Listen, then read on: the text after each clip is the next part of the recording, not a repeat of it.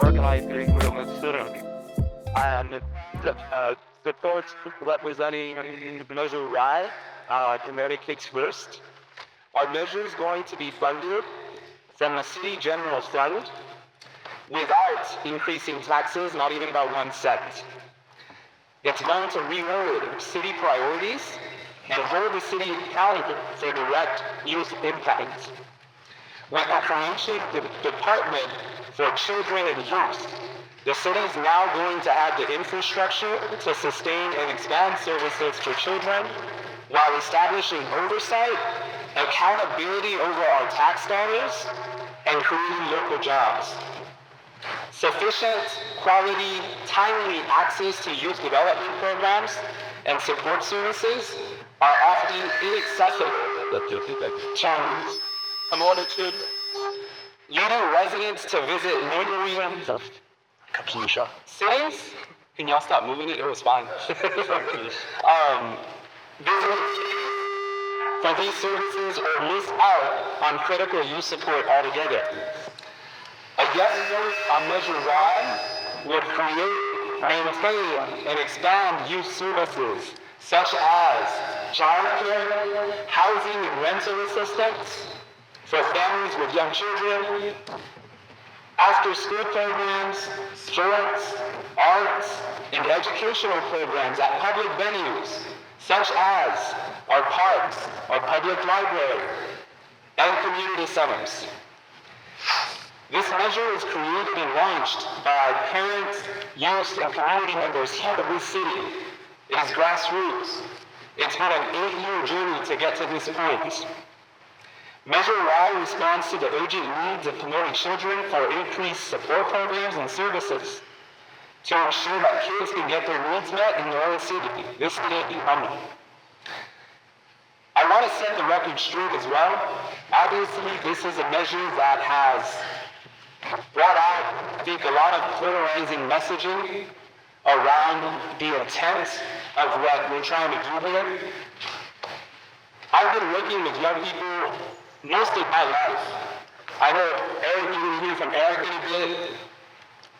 The two folks up here sitting on the pro-right side, we have built from the ground up local organizations that serve young people. We're plugged in, I feel, when it comes to the needs and the things that our families are going through. Informational effort to respond to crisis. And my goal today is to be able to really be explicit in terms of having folks walk away and understand how dire, how serious things are for a lot of young people and our families in our city. With that, I want to share some statistics with you, and I'm not going to do them justice because I have to move on, right? I'm on a time limit here. Roughly 20,000 of our kids in our school district are considered low income. At least 2,000 to 3,000 of those kids are houseless in Pomona. The overwhelming majority of our kids cannot read at grade level.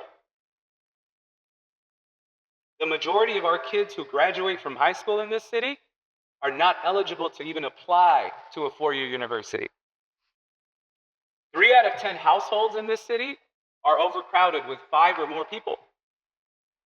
2 out of 10 households in this city are led by single mothers. Being a kid, raising a family in the age of COVID, social media, economic and political unrest is difficult.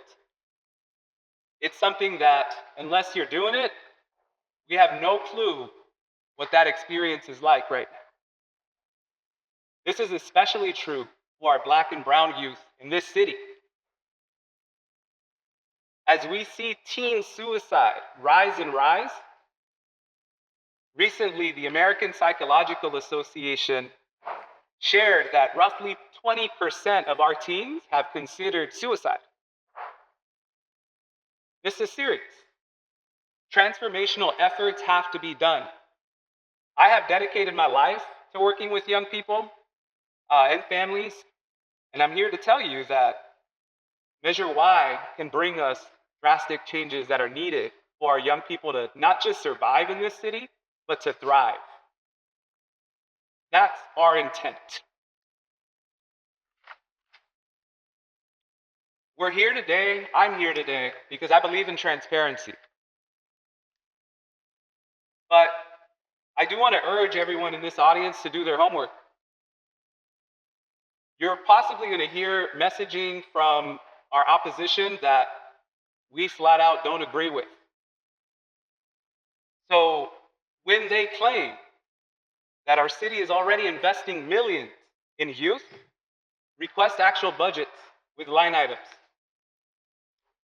When they say this law is going to divert funds away from the city, parks, libraries, request the page number in the section of the ordinance that they're referring to. Question: why are powerful politicians that have raised our taxes in this city opposed to this taxpayer empowerment measure in which our community is going to have power over budget for the first time that I've seen in this city?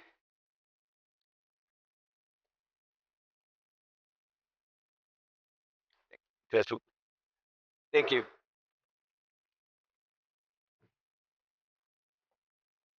We want to try this one. See, it's louder at the back. Hello, can you guys hear me? Okay, great. Okay, so He had to get one. go ahead and 7 minutes for our police to you. Hello. I'm going to ask for your indulgence because will make my statement both in English and Spanish. So for those of you who only know English, please indulge me. Y para los que nada más saben español, disculpas por mi pronunciación. Thank you for inviting me to speak. My name is Nora Garcia, and I'm here as a private citizen. I oppose Measure Y not because the underlying idea lacks merit, but because its implementation and funding mechanism are fundamentally flawed. The rigid framework of Measure Y would severely limit Pomona's ability to adapt to unforeseen crises or emergencies. In times when quick and flexible action is required, such as during pandemics or economic downturns, this measure would prevent the necessary adjustments to address urgent needs. A well-intentioned initiative should not sacrifice long-term flexibility for short-term gains, and I believe this measure fails to strike that balance. This is why I am a member of a coalition of concerned local residents against Measure Y. I'm not sure what you may know about Measure Y, so allow me to share some facts. Measure Y requires the city to divert 10% of its general fund on an annual basis to private organizations that offer youth programming. In addition to this cost, the city would be required to spend more money to create a new division to manage the process. A board of 15 unelected community members would make funding decisions about which institutions to support without accountability to residents or the time and expertise to determine if a non-profit organization has met its goals and metrics. If this measure is adopted, the city will be locked into this obligation without a way out. Measure Y is not making more funding available for youth. It's not about making more funding available for youth programs. It is a systemic effort to transfer Pomona's funding from public oversight within government to private organizations that may not even be based in Pomona. Measure Y is the wrong way to help Pomona kids. Measure Y is outsourcing the city's responsibility to our children, and when has outsourcing ever provided better services to the residents of Pomona? The outsourcing of fire, park maintenance, and waste has resulted in poor customer service and increased costs to the residents and businesses. The same will happen with Measure Y, as there is no direct oversight of how the nonprofits use funds and no transparency or accountability to the residents. Who's behind this initiative? Hundreds of thousands of dollars have been contributed by Bay Area special interest groups, pushing the political agenda at our expense. Over 95% of the funding for this initiative is from these special interest groups. How do these outsiders know what our kids need? Measure Y will hijack funds that are essential for maintaining streets, essential for maintaining and upgrading parks, essential for maintaining public safety, and essential for maintaining services children already receive from the city, like the library. In 2012, the city of Pomona was facing a budget shortfall, and the Pomona Public Library, where I learned English, was chopped. The library was sacrificed to keep the city financially solvent, and it shakes me to my core thinking that if this measure passes and the financial projections ring true, which were presented at a city council meeting in February of 2024, the library will be closed again.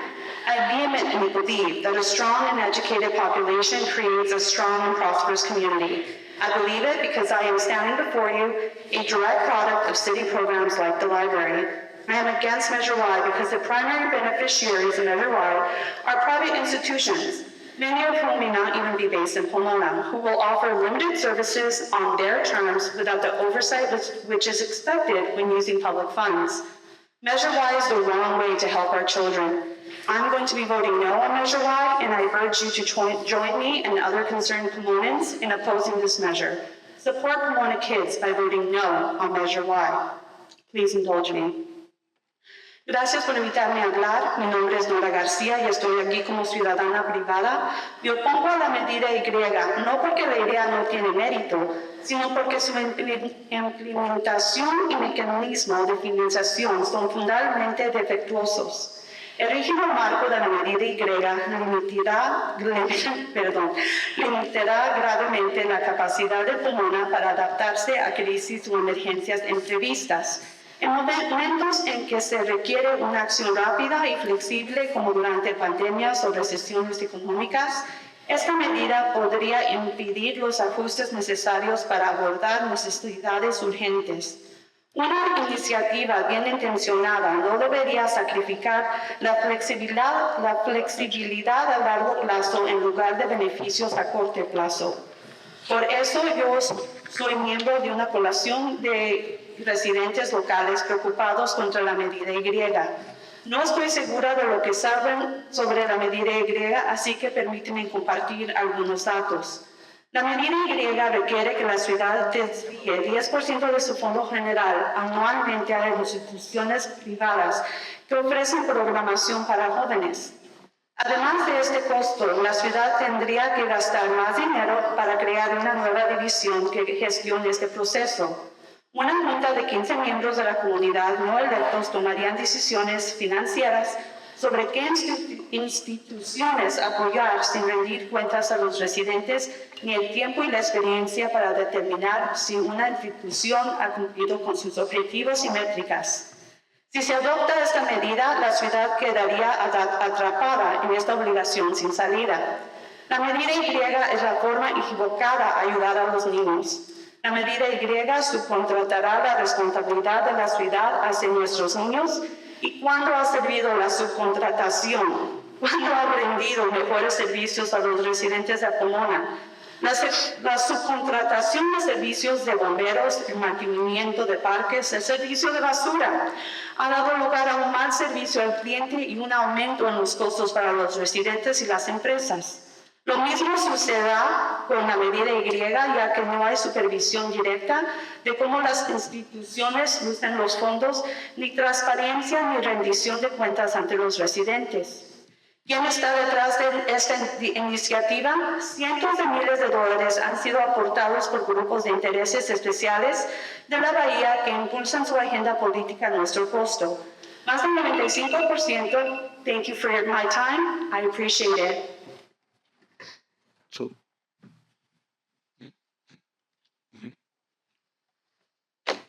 Anthony. See, we're up. Yeah, Daniel. Why? I get the response time. Okay, and now the support side does have 4 minutes for response.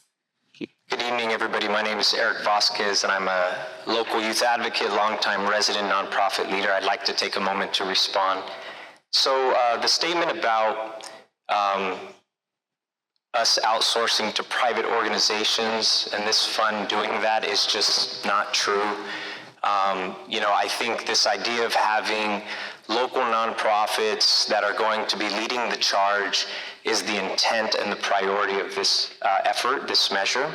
And in fact, those local entities, those local organizations will bring a level of expertise to the work and nuance to the work because most of them would be indigenous in nature, right? So they'd be local leaders, folks like, that are in the community, well-known, well-respected, have very reputable organizations that would be vetted very well through this oversight, right, that's been established, who know full well and understand outcomes and data and expected metrics. Some of those things were mentioned, and so I think they would not be novices to those conversations and would be able to perform well to meet those expectations and would have a level of oversight and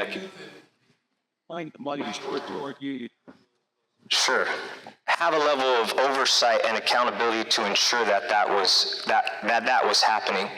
In regards to this idea of implementation being flawed, I say this very respectfully because I do value the work of the cities and I do value the investment.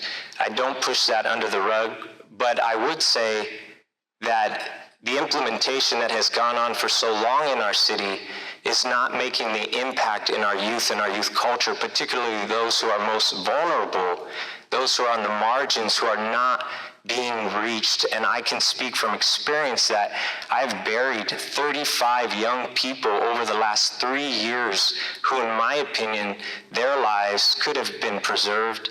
I know we're not going to reach every young person, but I think we can increase the support to support these young lives and open opportunities and eliminate barriers and bring a robust support to them so that they can be contributing members of this community and not just thrive themselves individually, but support our community to thrive.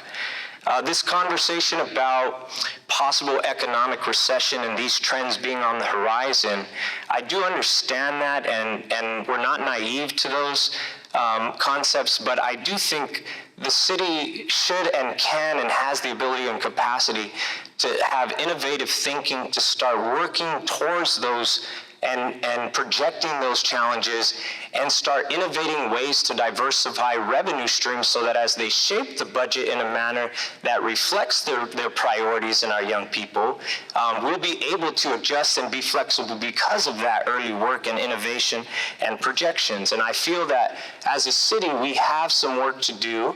I really, again, don't want to discredit the good work that has happened so far, but I think we can continue to grow in that area. The last thing I just want to talk about is this concept of, long-term versus short-term gains. I think because of the urgent, critical moment that we're in now with youth in our and the youth culture in our community, we must shoot for short-term gains with the long-term vision in mind. And I think we can accomplish both. And I think Measure Y is the beginning of those conversations and an excellent start in that direction. Thank you.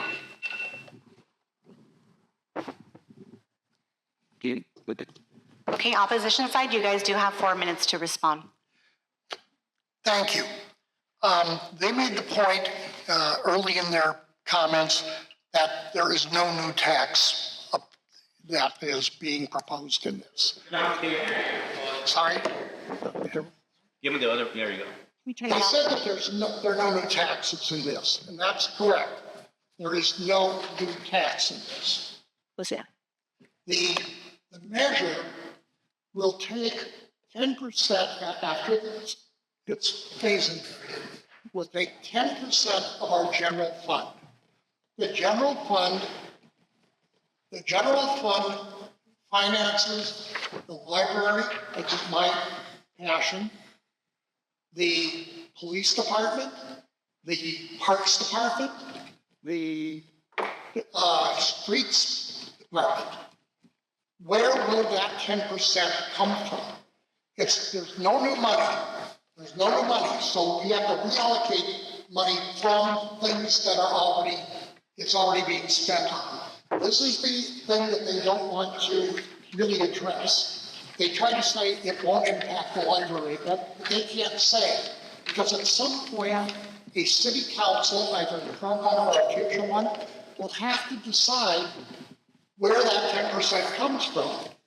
I guess the thing that magically the money will appear to fund this.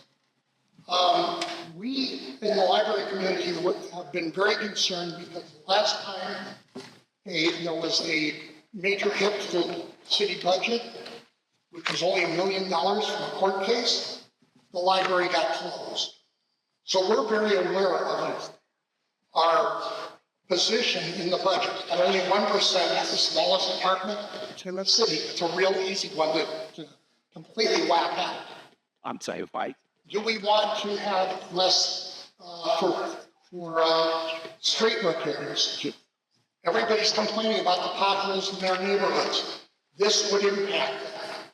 Absolutely. The money has to come from somewhere. Police. This would probably impact them. They have the largest part of the budget in the city. And by the way, this measure, that wasn't brought up. So,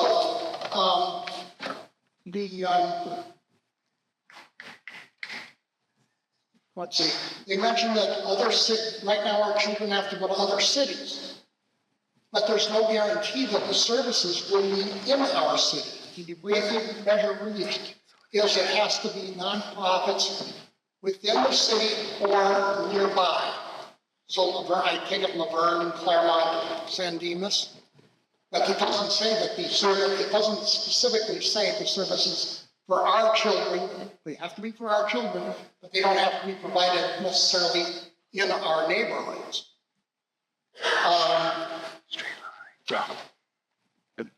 Let's see, they mentioned their organizations that they work for.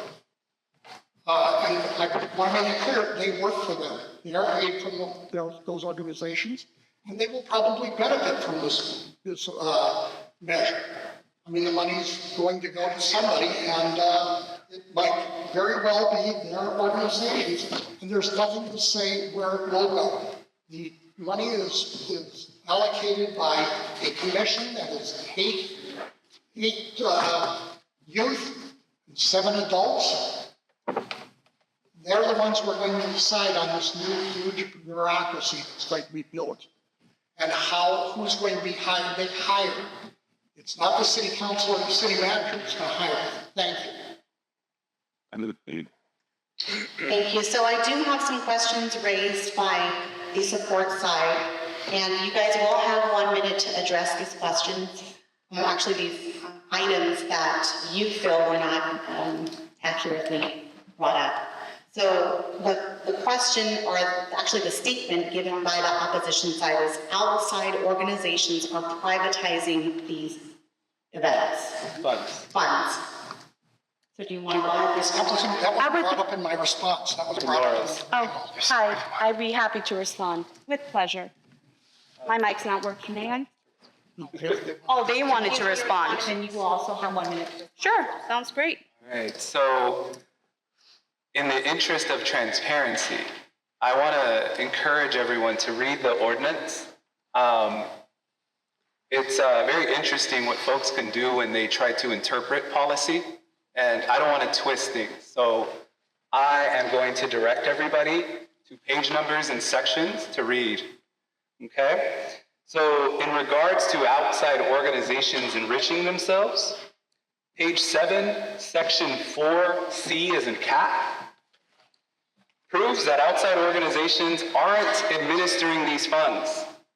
They are only eligible to possibly apply for funding. No mandate in the policy language exists to send funds to nonprofit or private organizations.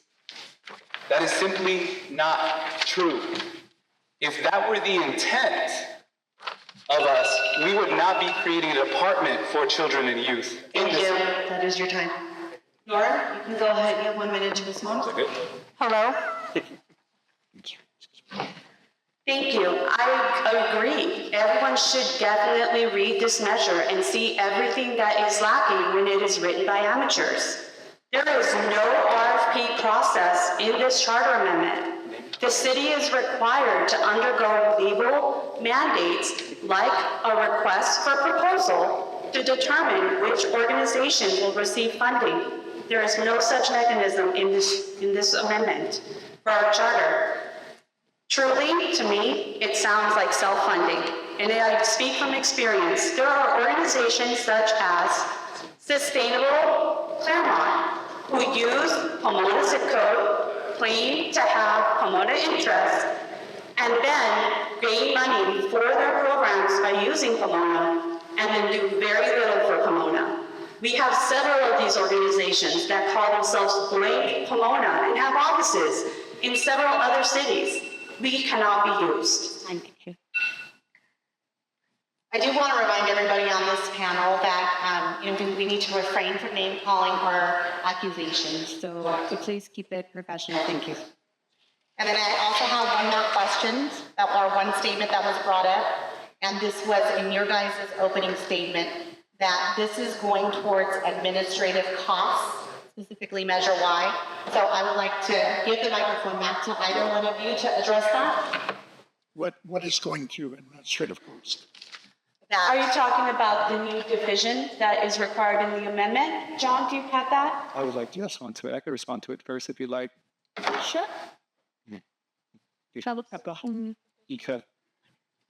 So they said that there's no guarantees that this funding is going to go to kids, that it's going to just pay administrative salaries.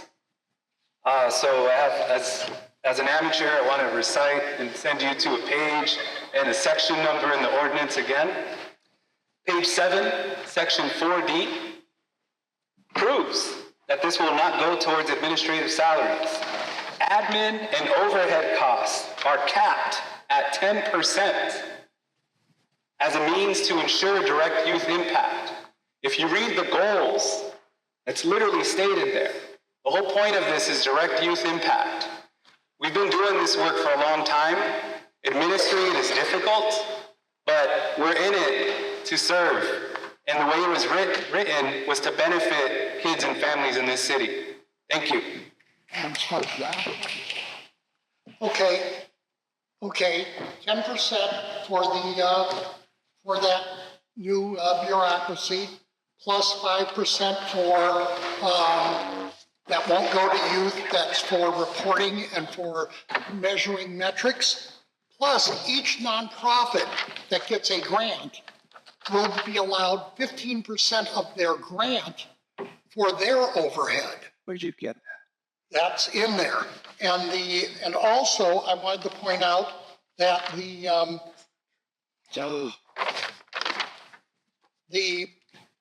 there are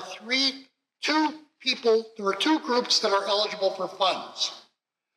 There's government agencies and nonprofits. Those are the only two groups that can get funds. So when they say it's not going to be outsourced, there's nothing for keeping the money in the city. There are two organizations that can get funds. Thank you. Moderator, can discuss Fact checks. Like I'm giving folks pages and sections of the ordinance. They're just saying these claims, but not directing the audience where to read. Absolutely, so that is noted, and he's looking right now, and we will direct. We do have, so in the very beginning, when we first started, you had your opening statement. We do want to respect your time, so we would like to give you 3.5 minutes back because the audience was unable to hear you guys, so that was a request from the audience. And then also we're live streaming, so there was also audio issues. So again, I'd like to give you the first 3.5 minutes back of your opening statement. So thanks, folks. As you can tell, we're not in agreement. I just want to give context to this exchange. You have folks here, Yes on Why, who are presenting a solution. You have folks here, Vote No, who are telling you to do nothing and maintain the status quo. We represent people from community that have built youth organizations from the ground up. and are offering transformative, values-based solutions. Our folks here are powerful legislators that already have power over the budget and are intervening in a community-led effort. Lastly, I do want to address this. I keep hearing this is the wrong way to help kids. When actually, in actuality, the wrong way to help kids is to do nothing. Man. Say no to this wrong way rhetoric that has a divisive and racist legacy of disinvestment and discrimination. A dog whistle tactic that my family, my community has had to deal with for a long time, that has been used against immigrant communities who have stood up and said no more. I'm asking everyone here to read the ordinance. This is going to keep funds in the city. It's going to transform City Hall, and that's why they're freaking out. It's going to significantly increase opportunities for youth in this city. It's going to save lives. It's going to bring prevention, safety measures to this community when all we have to offer our folks is intervention after people have been harmed. This is going to allow us to address things at the root cause. And guess what? It's going to hold our city government accountable to finally invest in the people that they're taxing at the maximum rate allowable in the state. Vote yes on why, support our families, believe in our kids who are going to actually be a part of the implementation of this measure, who have gotten us to this point. This measure has been the work of a lot of young people in this city, a lot of young parents as well in this city. When you hear that outside organizations have funded this, absolutely. I've been a part of those teams to write grants to fund this idea. This isn't an idea from a billionaire. This idea originated in the city of San Francisco, in Oakland, Richmond. They have Kids First initiatives that have passed.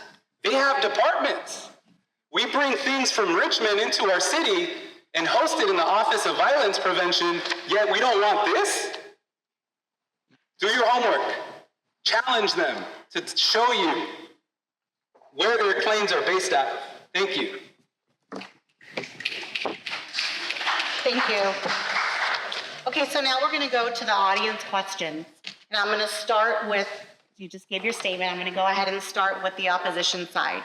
So if this measure passes, how can we guarantee that the recipients will use funds effectively for youth programming and not overhead, salaries, benefits, specifically for the oversight? Keep the. Sure. Hello. Again, we urge you all to read the initiative. We think that your interpretation of it might be a little bit closer to ours. There is such a fundamental difference here that I can't even begin to explain. I think that it starts with this very simple thing.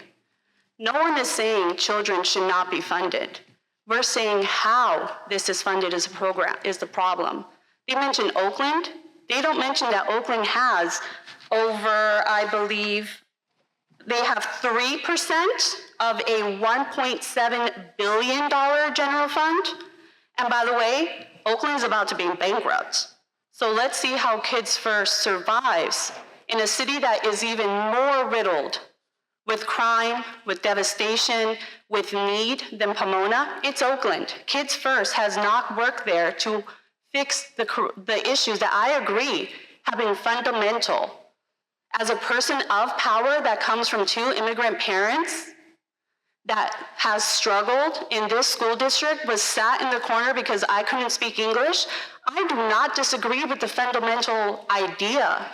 What we stand here doing today is disagreeing with the funding. We cannot disenfranchise more of Pomona by this idealistic belief that we could throw money at the problem and it might go away. That has not happened in Oakland, and my fear is it will not happen here in Pomona. Sure. Thank you. So let me ask the question again to the support side. How can you guarantee that the recipients will use the funds effectively for youth programming and not for overhead salaries or benefits specifically to be limited on oversight? All right, so I already addressed the administrative salaries. I already shared that. So page 7, section 4D, administrative costs are capped at 10%. I want to direct folks to page 9, section 9. This proves that this measure does have accountability and oversight. Through an accountability board that mandates a strategic investment plan, a transparent and fair application process, an annual evaluation by a third-party independent evaluator. All of this is happening within this measure. There's other aspects to how and who's going to get selected to do what that brings in participatory budgeting into this community. A concept that empowers community members to propose their ideas to be funded by their funding, by their dollars, their tax dollars. Participatory budgeting is something that not only could transform this city, but it could change civic life and foster new leaders and bring in new folks with perspectives that are frankly missing in our civic life here in Pomona. Thank you.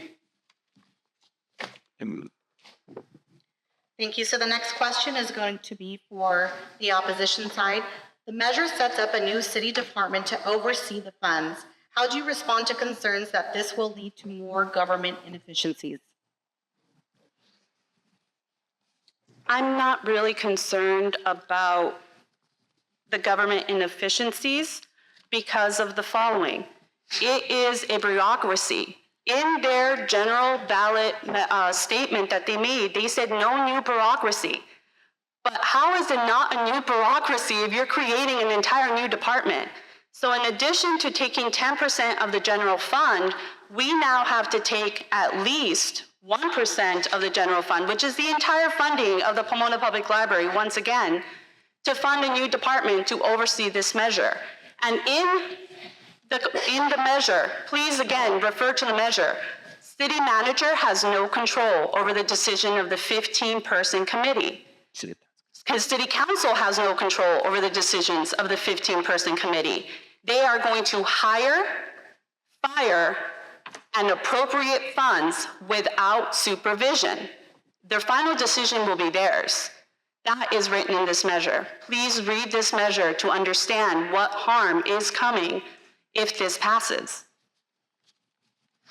Support side, I'll go ahead and ask you the question.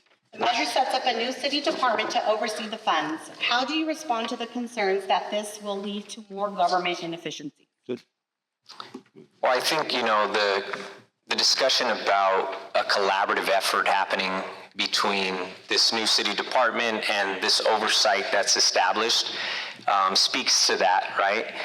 Another thing that I want to talk about is, the establishment of this department is necessary in our opinion because it doesn't work in the opposite direction. Rather, it's providing a more focused effort to address very focused needs in our community that we believe the city has a lot of room to grow in. And so it parses out this department, and we feel that this is necessary. This is not about rolling out arts and crafts and basketball for kids. This is strategic, and this is serious. So that would be some of my comments to that response. Did you guys have a rebuttal? Oh, sure. I think we found why our problem is over here. 1 minute. So technical difficulties, John and I apparently printed out two different things. But in John's copy, page 13 of 20, which is the March 18, 2024 resolution number 2441 from the city of Pomona, it says on page 13, section D, which would be, it's a very long list, but it's section D on page 13 of 20. 10% of the Children and Youth Fund can be used for costs administrating the Children and Youth Fund in the city, including support staff. and a total maximum of 5% of the Children and Youth Fund may be used to evaluate the results of this article. So that's 15% that's going to be going into oversight instead of kids. And that is 15% of the 10%, yes. That is what I saw. It's also quite. I don't have the document they're looking at, so I'm like, We must have so many copies out there. This is section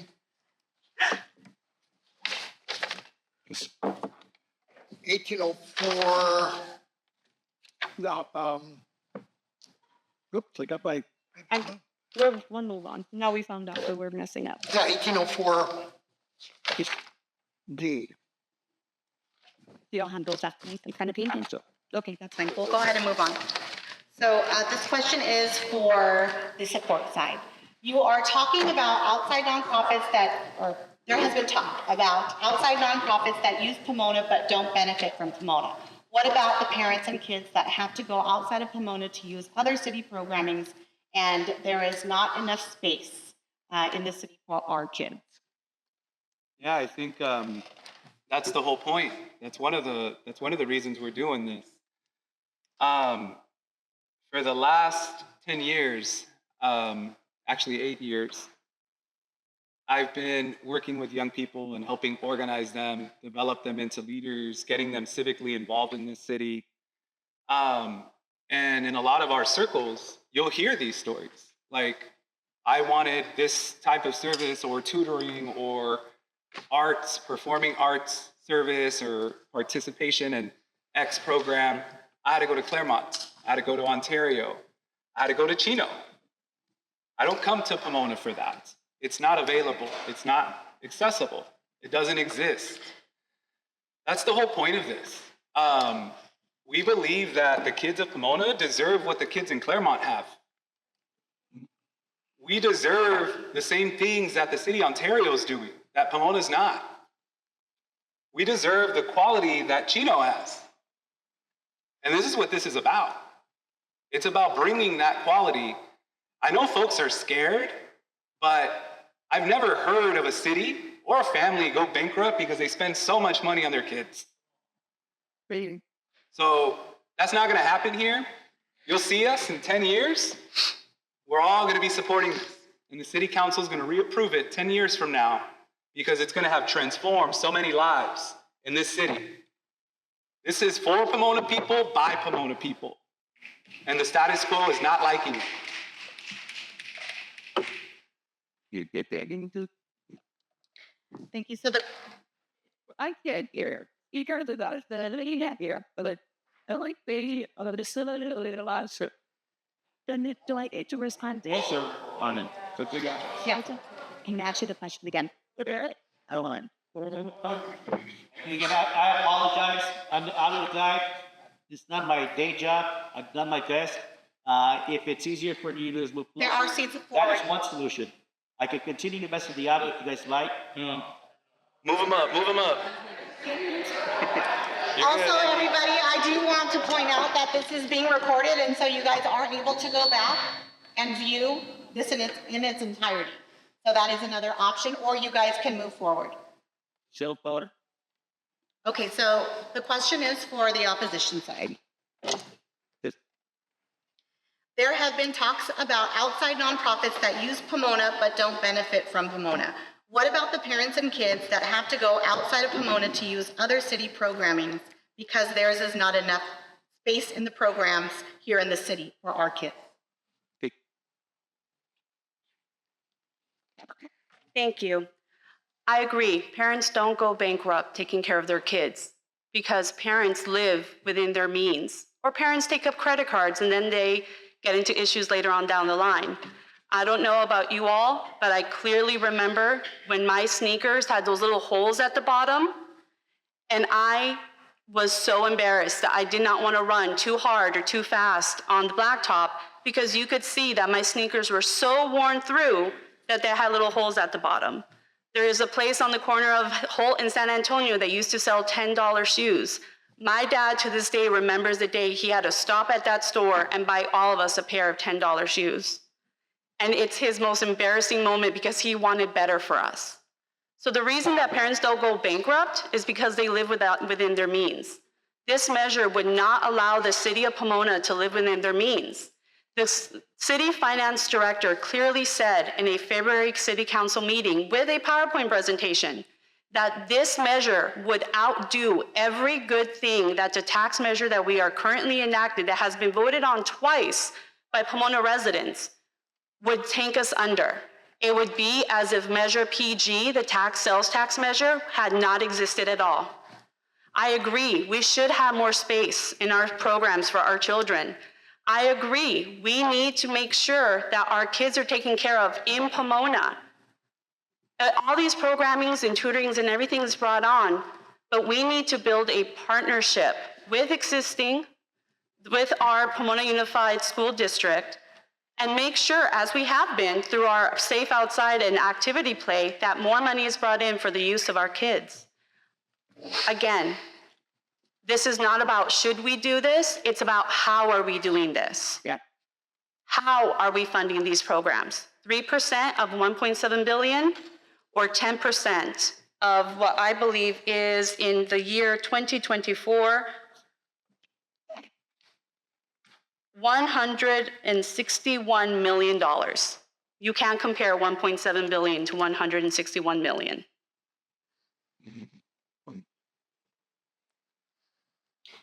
Thank you. So the next question is for the support side. Allowing a board of majority of minors to oversees this funding or this measure, why? How do you justify that? Thank you. So just to kind of correct the statement or the question, it's not going to be minors, it's going to be transitional aged youth who would be providing this kind of consultation and support and oversight. And I don't know about you, but I know, and I have many that are actually here now in the audience, brilliant transitional age youth who are the future of our community and who are more than capable and filled with promise and have the level of intellect and insight, creativity and innovation to be able to move our city into the next iteration of what we're going to be like in the future. And as a matter of fact, I think that when we work with those young people and empower them and support them, they begin to create the future that we need because they have a pulse on what the community needs, because many of them are going to be coming directly from our community. And I have seen that over the last 20 years of my community work here in Pomona, have seen many organizations built on the back of these young people. And I think it is essential that they are a part of the process and leading the process, that they are not the minority in the process, but are the majority leaders in the process. And if we don't believe that as a community, that perspective is flat out wrong. And I think we need to reshape and re-envision that. And so many may not agree, but I would invite you to spend some time with these amazing youngsters, and it might change your perspective. Would you like me to repeat the question, or did you want to go ahead? I think I know what the question is. Tim? According to the charter amendment, there would be a commission. 8 of the members would be between the ages of 15 and 24. That means you would have the majority of the commission that would be under 24 years old, as low as 15 years old. And they're going to hire a hundreds of thousands of dollar manager who's at a city level.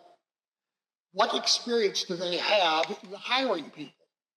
What experience do they have in knowing what is a good person for the job? What is their life experience that brings that in? These are the questions that we have when we're talking about that. Why we're going to turn this whole thing over to a group of people who don't pay taxes, who don't understand implications necessarily. Yes, they're learning. Yes, they are. I know when I was that age, and my children, when they were those ages, we had to tell them what needed to be done. they wanted to stay out all night because it was great. We knew they had to be home on time. I don't know that people 16, 17 years old make really good life choices all the time. And I invite all of you to think back to your own experiences in life when you were that age. Thank you. So that is it from the audience questions. We will give each side 7 minutes for a closing statement. So you guys opened up, the support side opened up. I have a clarifying question. In the closing statement, will be limited the 7 minutes to just one of the representatives, or can we both split the time? So you both can split the time. Thank That's you. correct. Okay, so you guys opened up on the support side. So we're going to go ahead and go to the opposition side. Is again, you do have 7 minutes for closing. George. Hey, gotcha. Thank you. I think that we can all leave this building agreeing. Thank you. I think we could all leave this building agreeing that we want to help Pomona's kids. There is not enough being done. We need to do better, but this is not the way. And this is our stance. This is not the way to fund this action. I have extensive experience working with community-based policy, so I know what an effective and inclusive process is. This is not it. Community-based policy focuses on building a coalition of support from within the community, developing consensus around a vision, and working with city leaders to make that a reality. When we banned no-knock warrants in the city of Pomona, it was a coalition of organizations from within the city and neighbors that came together to push the council for change. We got it done, and it was a better policy as a result of an inclusive, deliberative process. If you look at how this measure came about, one local organization funded early efforts and then reached out to organizations in the Bay Area to get funding to pay people to obtain signatures, the same way corporations like Uber and Exxon pay to get measures on our state ballots. Notice that the list of local organizations supporting this measure is not long. They didn't reach out. They didn't build a coalition. They didn't build a better policy through extensive engagement in the community, and it shows with their flawed policy. They drafted something independently, got support from outside billionaires, hired outsiders to go to supermarkets and pressure people to sign. How is that community created or community based? We are all here. We're having a giant family disagreement, and we all agree that kids need to be all right. But we need to make sure that we live within our means so that the kids can continue to improve and not slide back. I don't think anyone wants to see Pomona go back to 2012, where employment levels in the city were low, where we had 30 murders in 1 year, not 3. That is our fear, and that is why we're here. They keep saying that we're scared. I'm not really sure what they think we're scared of or I'm scared of besides this. I don't want to see my city bankrupt after we have worked so hard for the last decade to be where we are today. Pomona today is not the Pomona of 2012. It's not the Pomona of 2020, of 2002, and it's not the Pomona of 1992 or 1952. We are a different community, and we need to move forward together. Thank you. I want to start by correcting something.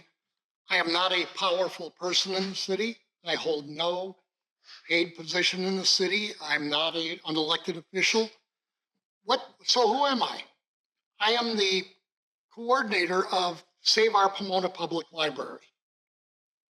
Not only do I not get paid, unlike most nonprofits that have paid staff, not only do I not get paid, but I help support these organizations. As a former president of the Library Foundation, we have a $1,000 give or get. So I paid $1,000 each of the 12 years that I was on the Library Foundation.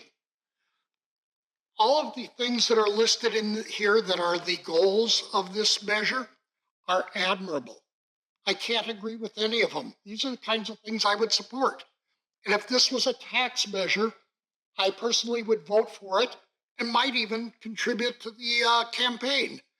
But I don't want to lose I don't want to have something going on here where we're going to go backwards on fixing potholes, on providing library services, park services, any of the other things that a city has to do.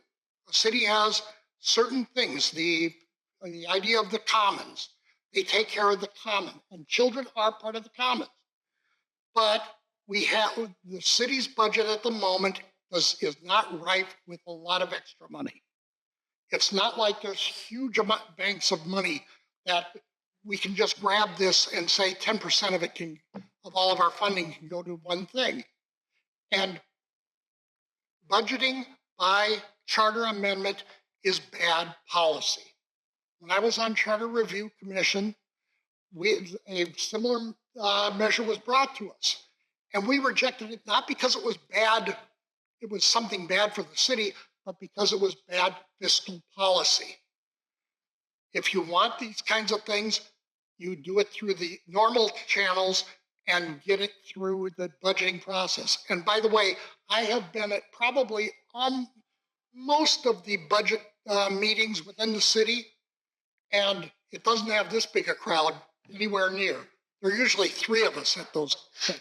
So I don't know how you're going to get more participatory budgeting, but I haven't seen it, and those meetings are always publicly announced. There are Brown Act meetings, and it's. I invite everybody here to come to the budget meetings when they happen in May. Okay, so you guys do have 10 minutes for your closing statement, and you may split it up. I'm like, Mr. Clifford and Council Member Garcia might not recognize the power they hold, but I want to remind them and folks to be clear.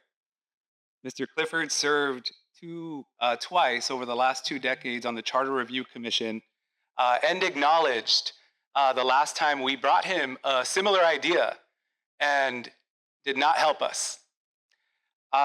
Council Member Garcia has served years as a council member on the city council, and we've been at those meetings. They have not helped us on this either. We've tried building coalitions. It's hard in Pomona. And this was a last resort. We waited 8 years. This was a last resort effort. We would have much better liked it to work with our local council and commissioners that could amend the city charter, which is like the city's constitution. But we were shut out. So we're here today. Yes on why? Because it's going to save money and it's going to save lives. A real public safety strategy that is looking at prevention and not just intervention. I have witnessed the benefits of intervening of the lives of at-risk young people, at-promise young people, to show them another path. Quality programs for kids that keep them and the community safe. We've seen historically Pomona has underinvested in young people. This is the fight we're having. It's about how to spend our money. I've seen many programs defunded and just flat out stopped. The harm that happens in the community when that takes place is profound. When young people lose adults out of their lives, that is profound. But local government must do better, and Measure Y is going to do that. We can correct this historic wrong. We want to set the record straight too. This Pomona's budget for kids, what's coming out of City Hall, it's a fraction of what our elected officials are actually saying. Also, we've heard rhetoric about this is going to endanger the library. Measure Y can set aside more funds for the library. Education's one of the sections of eligible uses. This is going to hurt our parks. It's going to revitalize our parks. We're finally going to be able to do things at our parks. There's going to be adults running programs at our parks. Our parks are abandoned. What have we done about that? And now we're blaming Measure Y about our parks? Hasn't even passed yet. Again, Pomona's general fund has increased by $21 million in the last 3 years. That's because of a regressive tax, a regressive sales tax that all of us pay. Our kids pay too. Whenever they purchase something. That's been on the backs of working class people in this community. This is the humane thing to do, but it's also the economical thing to do. To pay now rather than later. Why? Every day, and you heard it from Eric, we deal with tragic human loss. The fiscal cost of failing to take preventive action to help Pomona's children live safe, honest, and productive lives, there's no plan to stop that. With passing Measure Y, we could finally start exploring those avenues of prevention instead of just intervening after harm has already been done. It costs roughly $100,000 annually for a young person to be in a correctional facility. Mr. Cliff, 10 times the cost of a program to keep a kid out of trouble. So why isn't just about, like Eric said, rolling out a basketball at a park or arts and crafts at a community center? It's a public safety strategy. It's about investing in our families, giving our families an opportunity to bond.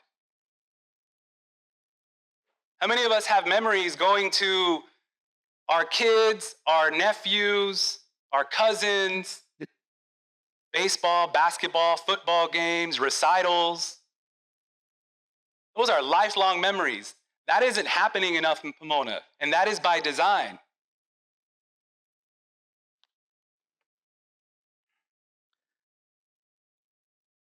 I think I'll end there, and I'll pass it to Eric. Thank you. Thank you. I want to say thank you to the panelists, Mr. Clifford, Councilmember Garcia.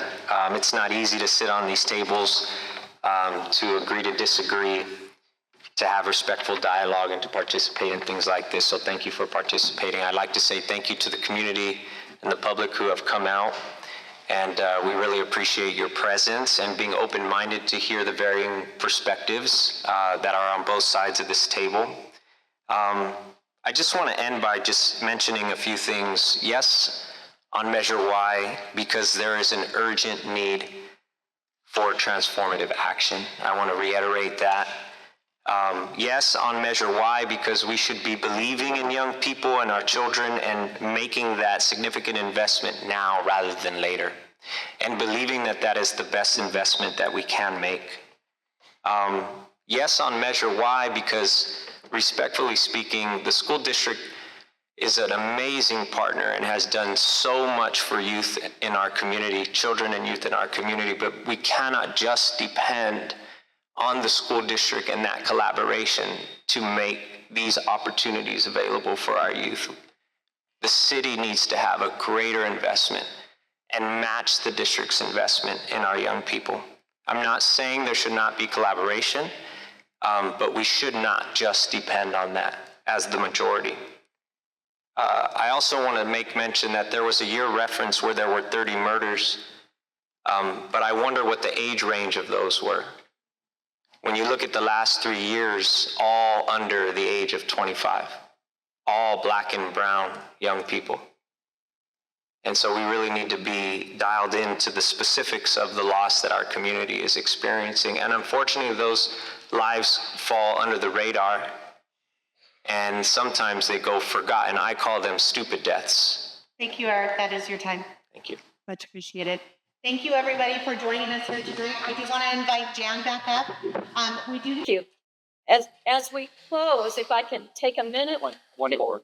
Yes. The entire initiative is on the Nueva Go's homepage. There's a link. The entire initiative is on La Nueva Go's page. There is a link to the entire initiative, so you can read the whole thing for yourself. It's also on knowonwhypomona.org. It's also on knowonwhypomona.org And Pomona Kids.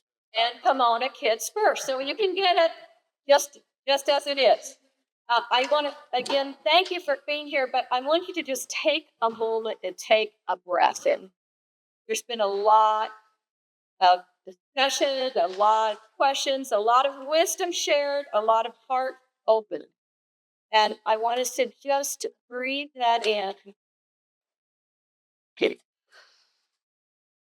Within each of us is our own wisdom and our own guidance. And I invite you to take in what you've heard tonight and let yourself be guided as to how you're going to proceed with your votes this November. Thank you all. And so I do. Thank